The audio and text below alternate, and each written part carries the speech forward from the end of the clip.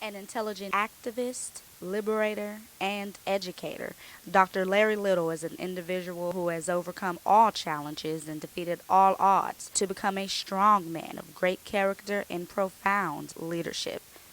Dr. Little is a well known figure in the Winston-Salem community for many reasons. In 1974, he co founded the Winston-Salem chapter of the Black Panther Party, also known as the Black Liberation I Army. just felt I had to do something, you know, I had to fight. And during that time, I was confronted with a proposition. After seeing what was happening to black people, was I going to be in the Black Liberation Army? Or was I going to join the United States Armed Forces and fight in Vietnam?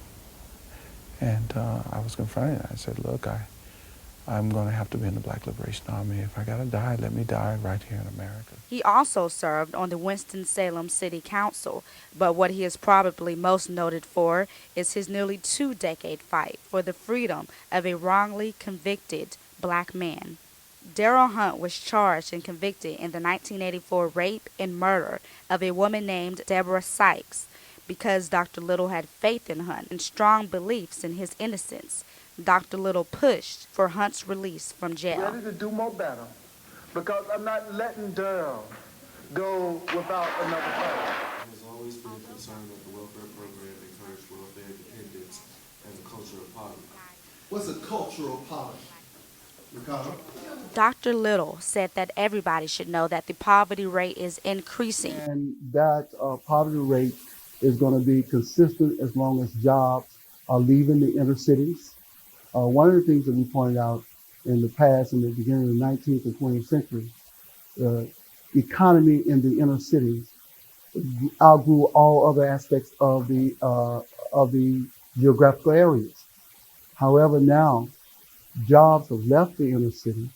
They have gone, manufacturing jobs have gone south of the United States border, in other places throughout the world. And so lower income people have very few opportunities. And if you have a lack of education and skills, it's just going to be, the problem will be exacerbated. During and even after Dr. Little's tenure as chairman of the Housing Authority Board Commission, he tried to lead by example. And I've tried to do everything I can to encourage children who grow up in public housing, as I grew up in public housing, to seek an education. I'm an example of a person who, my mother and father were not high school educated. However, my mother encouraged me to go and pursue an education. And so I've been able to get 3 college degrees, and I try to serve as a role model to let people know that it is tough, but you can do it. You can make the effort. And I try to carry my life in such a way to inspire young, poor people. Though Little is a role model to many, he says his hero is Malcolm X, among many others. It was the reading of his book that metamorphosed me, that made me realize that I needed to be involved in the struggle for freedom, justice, and equality.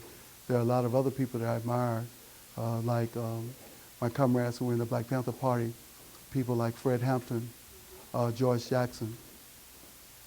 My comrades in Winston-Salem like Russell McDonald and Joseph Waddell. And I've admired people like Nelson Mandela, Che Guevara, Samora Machel, people like that. Those are the people I've looked up to. Dr. Larry D. Little. For decades, he has been involved in a struggle for minority civil rights, freedom, and education. He is a man with a big heart and a strong mind who vows to never stop fighting for and educating those who cannot always do it for themselves.